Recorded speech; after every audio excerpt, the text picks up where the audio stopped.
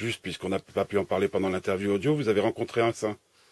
J'ai pas rencontré un saint, mais j'ai rencontré quelqu'un qui avait des principes, qui était un homme qui avait travaillé au ministère des Finances, qui a 32 ans, 33 peut-être maintenant, et qui, en effet, était en désaccord avec la politique menée par Paulson, qui, en effet, Paulson était le ministre des Finances, ancien président de Goldman Sachs, et qui était, avec un cynisme incroyable, a profité de la crise pour avantager encore davantage les établissements financiers, dont le sien, dont son ex.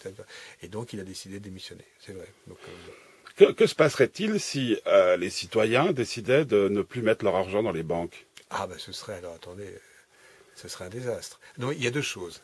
Il y a les banques de dépôt, c'est-à-dire les grandes pour lesquelles ce serait un désastre absolu, bien sûr. C'est ça le moyen de pression, de chantage, mais c'est impossible, évidemment. Pourquoi? Parce que les gens ne le feront pas. Je veux dire, les gens ont toujours le sentiment.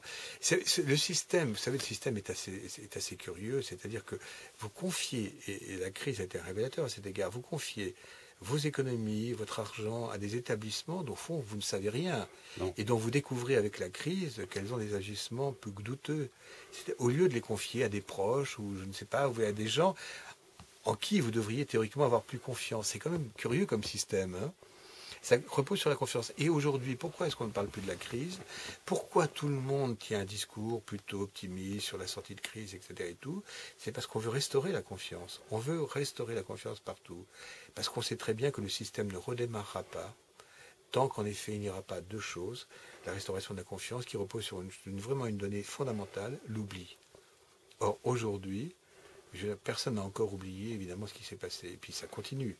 Ça continue, je veux dire. Donc, ça reste dans l'esprit des gens. L'oubli n'est pas acquis. Et ça, c'est un vrai problème pour les politiques aujourd'hui. Ils risquent leur peau? Les politiques? Oui. Politique, vous savez, la peau d'un politique, d'abord, je ne suis pas sûr qu'elle va être très chère, je ne vais pas faire du populisme. Ensuite, un politique n'est jamais mort. Ouais, c'est vrai, on a de nombreux exemples. Nous aussi. Pour terminer, une question plus romantique que je pose à tout le monde, qui va nous changer un peu de sujet, quoique. Qui donc réparera l'âme des amants tristes? L'âme des amants tristes. Mais uniquement des amants? Ben, il faut un nouvel espoir. Ouais. Oui, un nouvel espoir. Vous seriez prêt à écrire un livre qui donne l'espoir? Ah oui, mais j'aimerais beaucoup. Mais je suis pas du tout un Cassandre. J'ai pas envie, effectivement, de raconter que des histoires sombres.